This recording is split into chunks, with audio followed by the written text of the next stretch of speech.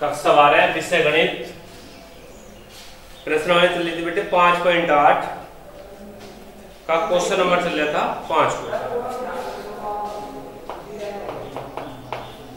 Question number 5 को जो है मैंने यहां तक कर दिया था कि f देखो fx बराबर दे रखा है x घात 3 माइनस के 5x स्क्वायर माइनस के 3x। ठीक, x के सापेक्ष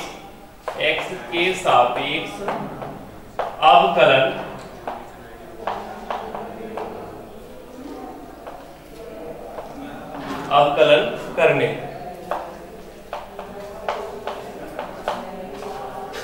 या f डेक्स x बराबर 3x स्क्वायर माइनस के 10x माइनस 3।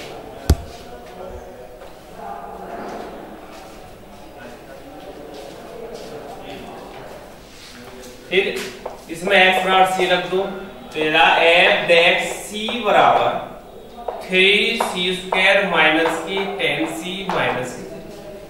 ठीक, इसके बाद रखा है कि यदि f डेक्स c बराबर 0, क्योंकि f डेक्स c बराबर 0 इसलिए 3c स्क्वायर माइनस के 10c माइनस 3 बराबर 0। अब यहां से c का मान निकालेंगे। देखो c बराबर माइनस के b तो यार plus 10 plus minus under root minus b square minus 4a into c का मान कितना माइनस के 3 बटे 2a का मान कितना बटे 3। ठीक, क्या 10 plus minus under root minus 10 का वर्ग 100 4 या 12 या 36 माइनस माइनस प्लस ये आएगा 10 प्लस माइनस अंडर रूट 136 बटे 6 चले गया। ठीक, बराबर यहां लगाओ, ये आएगा 10 प्लस माइनस 136 के फैक्टर कर लो तो 2 6 12 बचा 1 2 8 16 2 से कटेगा 34 एक अंडर रूट 2 गुणा 34 बटे 6। ये आएगा 10 प्लस माइनस 1 2 बाहर आ जाएगा अंडर रूट 34 अपॉन 6 या 2 कॉमन ले लो ऊपर से आएगा 5 प्लस माइनस अंडर रूट 34 बटे 6। ठीक, उतारो पहले तो लिख लो।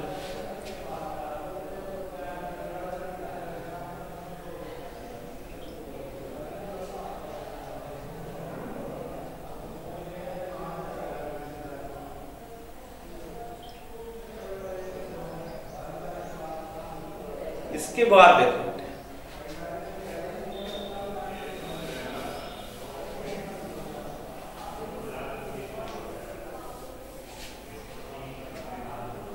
ये आया c बराबर 2 से काट दो 2 तिया 6 c बराबर आया बेटे 5 plus minus under root 34 upon 3। यदि मैं प्लस का भी लूं, अब क्या ये देखो क्या ये जो है ओपन इंटरवल 1,3 में है या नहीं। ये चीज जो है क्या 1 और 3 के बीच में संख्या आ रही है और नहीं आ रही, ये देखो।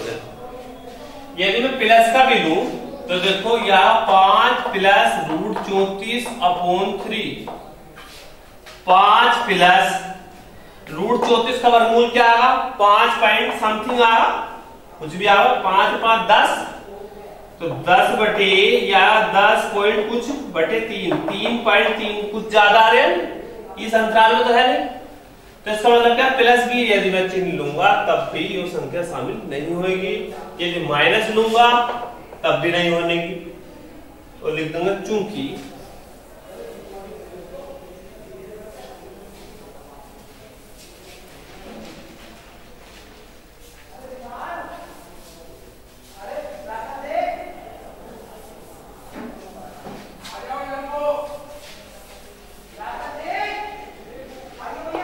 चूंकि 5 plus minus under root 34/3 does not belong to open interval 1,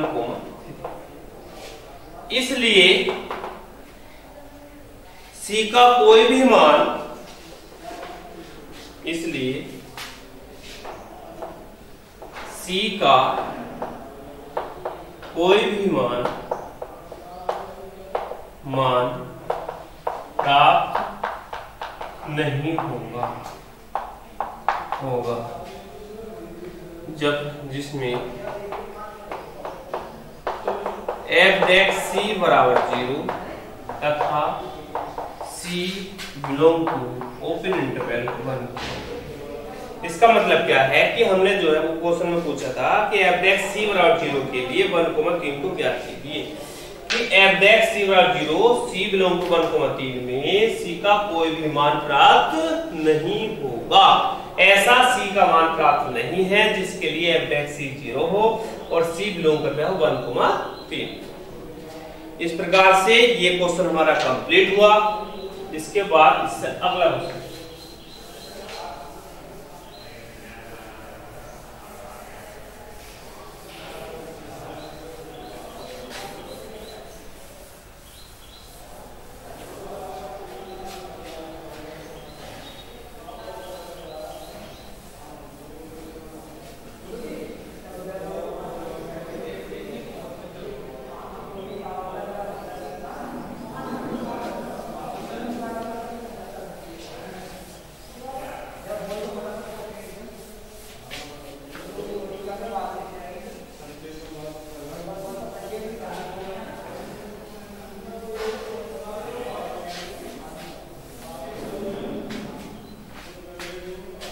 इसके बाद क्वेश्चन नंबर 6।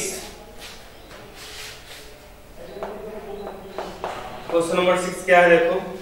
प्रश्न संख्या 2 में उपरोक्त दिए गए तीनों फलनों के लिए मध्यमान प्रमेय की अनुप्रयोगता की जांच कीजिए। प्रश्न संख्या 2 में, प्रश्न संख्या 2 में उपरोक्त दिए गए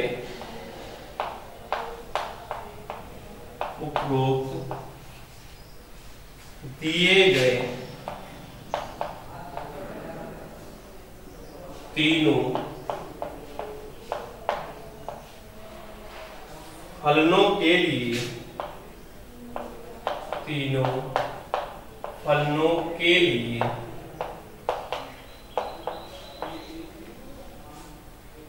मध्यमान प्रमेय की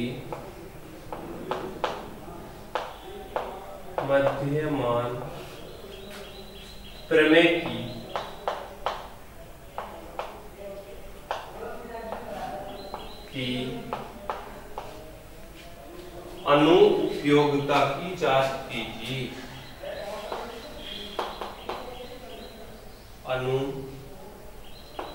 अनुपयोगिता की जांच कीजिए।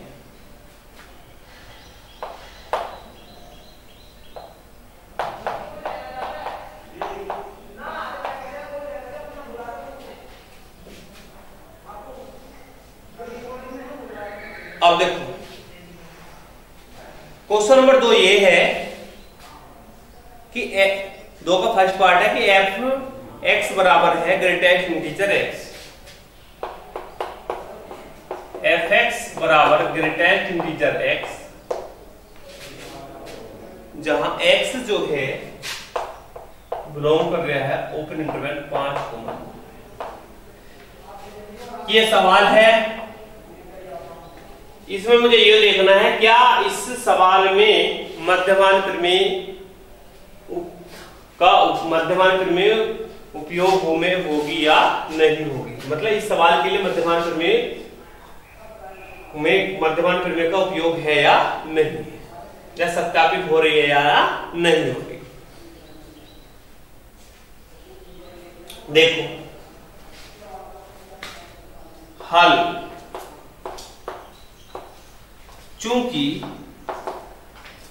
एफ एक्स बराबर है ग्रेटेस्ट इंटीजर एक्स, इसलिए एफ एक्स जो है क्लोज इंटरवल 1,9 में सतत फलन नहीं, सतत फलन नहीं। क्यों नहीं है? क्योंकि महत्तम पूर्णांक फलन जो है किसी भी पूर्णांक संख्या के लिए जो है सतत नहीं होता है, क्योंकि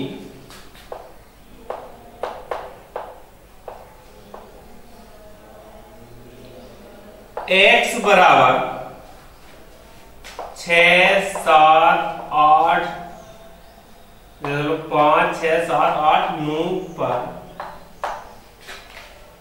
fx सतत नहीं है,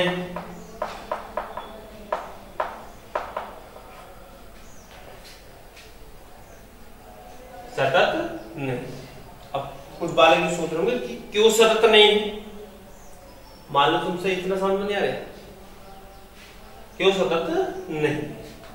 यदि मैं देखो, समझ लो पहले बेटे, यदि मैं 5 पर चेक करके दिखाऊं, मान लो यदि मैं 5 पर चेक करके दिखाऊं कि L F 5 - 0 बराबर limit S tend to 0 F 5 - H,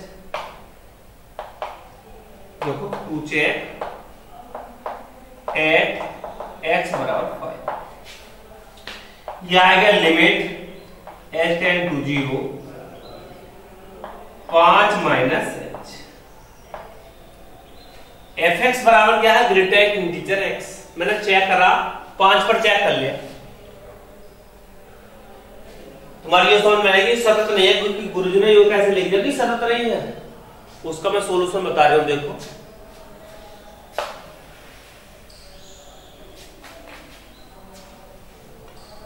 यह आ गया लिमिट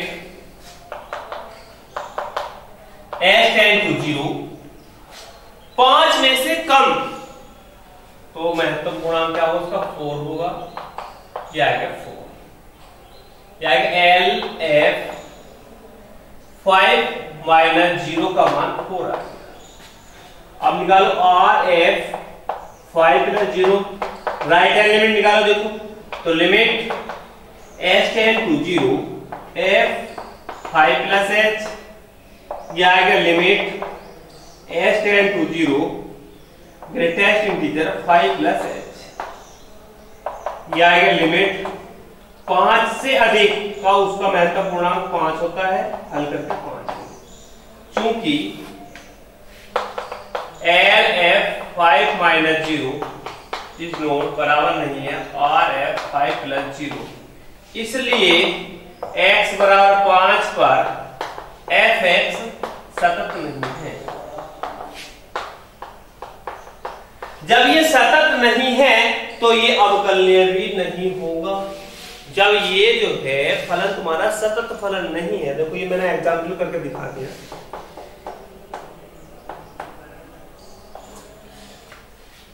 जब ये सतत फलन नहीं है तो ये अवकलनीय भी नहीं होगा। उतार लो, उतार लिया। इसके बाद देखो